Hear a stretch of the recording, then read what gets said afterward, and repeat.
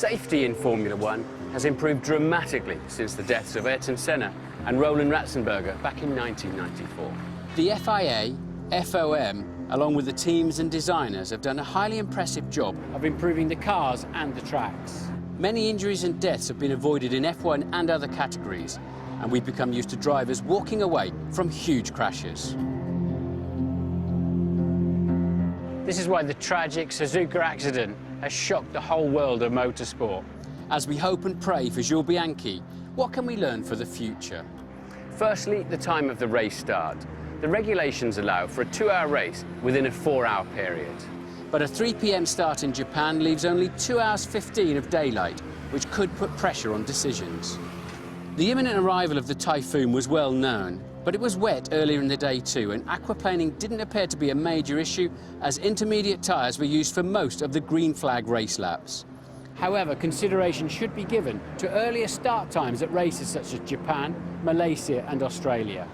The fading light wouldn't have helped, and I wonder just how many drivers wore clear or vision-enhancing yellow visors. Tinted visors, in my experience, hinder visibility in those conditions. We've had close calls with recovery vehicles in the past, and I've often voiced my fear that there was an unnecessary risk. I mentioned my trepidation again in commentary last Sunday. Are others going to be aquaplaning on or spinning off on the same point? Something that's a bit sensitive to me, because it happened to me. There is no one-size-fits-all solution here. Cars have to be recovered from the barriers or gravel traps, of course, and it's not practical or necessary to put out the safety car for every incident. But we all have to be more tolerant of deploying the red flags and the safety car. But I believe we must cancel the time-consuming aspect of letting lapped cars unlap themselves. That's a deterrent. Certain corners are more difficult from a driver's point of view, both in terms of driving skills and visibility of incidents, flags and lights. Dunlop Corner in Suzuka is one of those, and a vehicle and marshal on live track is not the right solution. I speak from experience. 20 years ago in similar conditions and at the same corner, I walked away from a terrible crash. I very nearly hit the recovery vehicle, which was collecting another car. But sadly, I did hit a marshal, causing him serious injuries. I was officially reprimanded that day, and it upset me, not only because of the injury to the marshal, but also because I'd been on the team radio demanding that they red flag the race. In those conditions, you can barely see your dashboard sometimes, let alone flags and lights. I so wish now I'd been even more combative and vociferous on the issue. It's in exactly these conditions when it's a bit critical, and with aquaplaning, you know, if it's slippery, we can adjust our speed, but if it's aquaplaning, we have no control over that. A crane would be a better solution. Indeed, there is one at the next series of corners in Suzuka. But this still involves marshals in the danger zone and cars dangling at a dangerous height. Frankly, I'd rather take my chances against a broken down or crashed F1 car, which is the same height and will deform.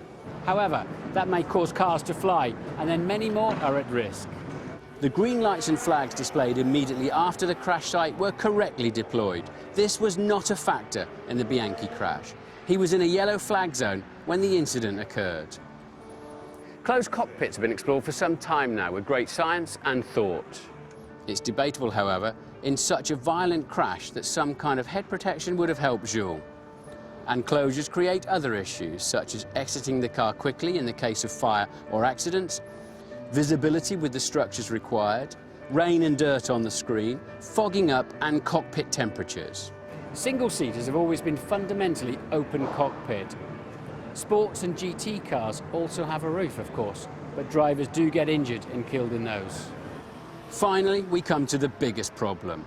Double-waved yellow flags mean slow down and be prepared to stop. But you can show 100 yellow flags and it won't give the drivers any more grip.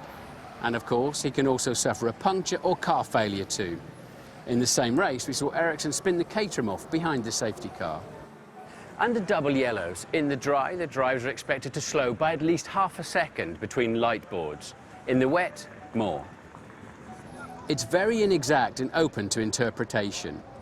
The drivers are under pressure to lose as little time as possible. They're hardwired to compete. They can't help themselves, and they just don't slow enough. So they need outside help, and we must introduce a speed limit system, a defined slow zone in race conditions, just as they do when a safety car is deployed.